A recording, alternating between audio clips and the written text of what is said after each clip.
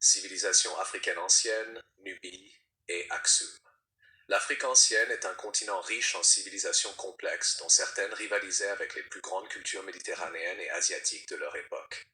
Parmi celles-ci, la Nubie et le royaume d'Aksum occupent une place particulière, illustrant la diversité culturelle, religieuse et économique de l'Afrique subsaharienne et de la Corne de l'Afrique. Ces deux civilisations ont laissé un héritage durable dans les domaines de la politique, du commerce, de la religion et de l'art. La Nubie, un pont entre l'Afrique et le monde méditerranéen. La Nubie, située le long du Nil, au sud de l'Égypte, a été habitée depuis la préhistoire. Les premières communautés organisées y apparaissent autour de 3500 à Tarfejose, avec des populations pratiquant l'agriculture, l'élevage et l'artisanat.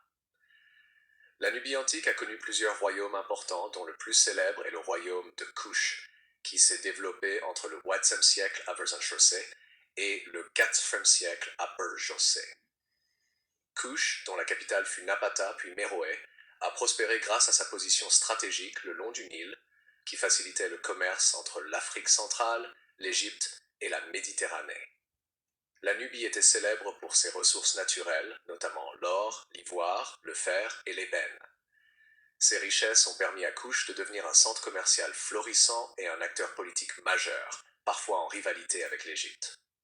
L'histoire de la Nubie est marquée par une interaction constante avec l'Égypte. Les pharaons égyptiens ont souvent tenté de contrôler cette région pour sécuriser leurs routes commerciales et leurs ressources.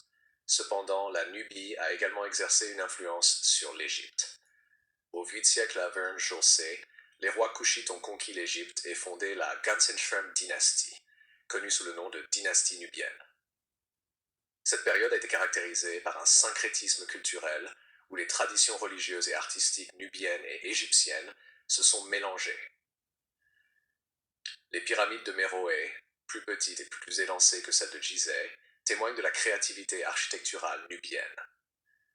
La religion jouait un rôle central dans la société nubienne. Les Nubiens adoraient des divinités locales et égyptiennes, intégrant souvent des pratiques funéraires complexes et des cultes royaux. Les tombes royales, ornées de stèles et de reliefs, reflètent la puissance du roi et la continuité des croyances. Par ailleurs, les Nubiens ont développé une écriture propre, le méroïtique, utilisé pour la correspondance et les inscriptions religieuses. Bien que partiellement déchiffrée, cette écriture démontre un haut niveau de sophistication culturelle. Aksum, le royaume de la Corne de l'Afrique. Le royaume d'Aksum, situé dans l'actuelle Éthiopie et l'Érythrée, a émergé vers le Ier siècle à Versenchose et a prospéré jusqu'au 16e siècle. Aksum est considéré comme l'une des premières grandes puissances africaines chrétiennes et un centre majeur du commerce international de l'Antiquité.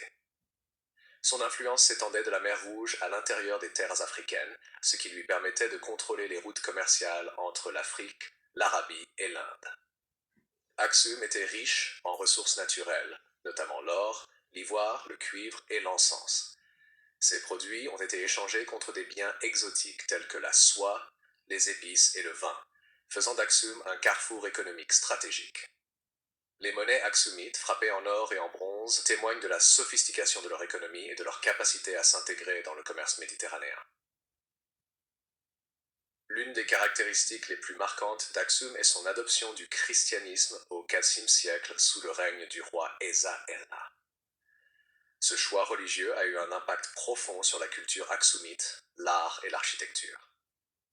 L'église d'Aksum et les célèbres stèles monolithiques, dont la plus haute mesure, près de 33 mètres, symbolisent la puissance politique et religieuse du royaume. Ces stèles servaient probablement de tombeaux pour les rois et de monuments commémoratifs, reflétant un mélange unique d'influences locales et méditerranéennes. La société aksumite était hiérarchisée, avec le roi au sommet, soutenu par une noblesse et une classe sacerdotale. La religion chrétienne a renforcé l'autorité royale en légitimant le pouvoir du monarque et en unifiant les différentes populations sous une même foi. L'alphabet Ge'ez, utilisé pour les inscriptions religieuses et administratives, témoigne du développement intellectuel et de la capacité d'Aksum à produire une littérature religieuse et historique riche. Comparaison et héritage des civilisations nubiennes et aksumites. Bien que séparées géographiquement, Nubie et Aksum partagent certaines caractéristiques clés. Les deux civilisations ont profité de leur position stratégique pour développer le commerce, établir des royaumes puissants et influencer leurs voisins. Toutes deux ont produit une architecture monumentale et des systèmes d'écriture, illustrant un niveau élevé de sophistication culturelle. Cependant, il existe des différences notables. La Nubie a été fortement influencée par l'Égypte et a entretenu des relations conflictuelles et collaboratives avec ses voisins méditerranéens. Aksum, quant à lui, a été moins dépendant des puissances extérieures et a développé une culture distinctement africaine et chrétienne, qui a perduré jusqu'à aujourd'hui dans la région éthiopienne. Le rôle du christianisme en Aksum contraste avec la religiosité polythéiste et syncrétique de la Nubie, démontrant comment la religion peut façonner l'identité d'une civilisation et son héritage. Les contributions de ces civilisations sont encore visibles aujourd'hui. Les pyramides de Méroé, les inscriptions en méroïtique et les vestiges archéologiques offrent des indices sur la vie politique, religieuse et économique de la Nubie. À Aksum, les stèles, les églises anciennes et les manuscrits religieux témoignent de la persistance d'une culture chrétienne africaine unique qui a survécu aux invasions et aux transformations politiques pendant des siècles. Influence régionale et échanges culturels. Nubie et Aksum ont également été des carrefours d'échanges culturels et commerciaux. La Nubie servait de lien entre l'Afrique subsaharienne et la Méditerranée, tandis qu'Aksum reliait l'Afrique orientale au monde arabe et à l'Inde. Ces interactions ont favorisé l'introduction de nouvelles technologies, de pratiques religieuses et de styles artistiques. Par exemple, l'architecture aksumite montre des influences méditerranéennes dans l'utilisation de pierres taillées et d'obélisques, tandis que l'art nubien incorpore des motifs égyptiens adaptés aux traditions locales. Le commerce a également eu un impact social et politique. Les élites de Nubie et d'Aksum ont consolidé leur pouvoir grâce au contrôle des routes commerciales et aux taxes sur les marchandises. Les échanges ont permis l'accumulation de richesses, le financement de projets architecturaux et le soutien de structures religieuses sophistiquées. Ces civilisations démontrent ainsi comment le commerce peut être un moteur de centralisation politique et de développement culturel. Conclusion. Les civilisations de la Nubie et d'Aksum sont des témoins fascinants de l'ingéniosité, de la créativité et de la résilience des sociétés africaines anciennes.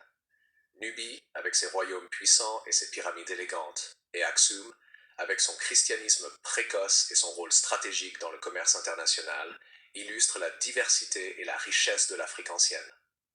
Leur héritage visible à travers les monuments, les inscriptions et les traditions religieuses continuent d'inspirer et d'éclairer notre compréhension de l'histoire africaine et mondiale.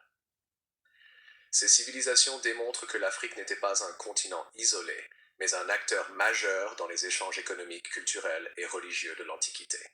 Étudier Nubie et Aksum permet de mieux comprendre les dynamiques régionales, donc les interactions transcontinentales et l'émergence de cultures complexes qui ont marqué durablement l'histoire de l'Afrique et du monde.